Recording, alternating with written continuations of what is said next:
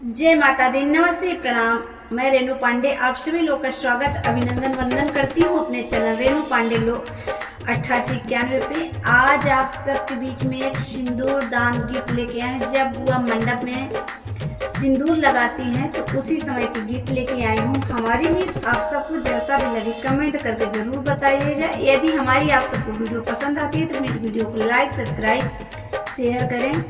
जय माता। हाथवा सिंदूर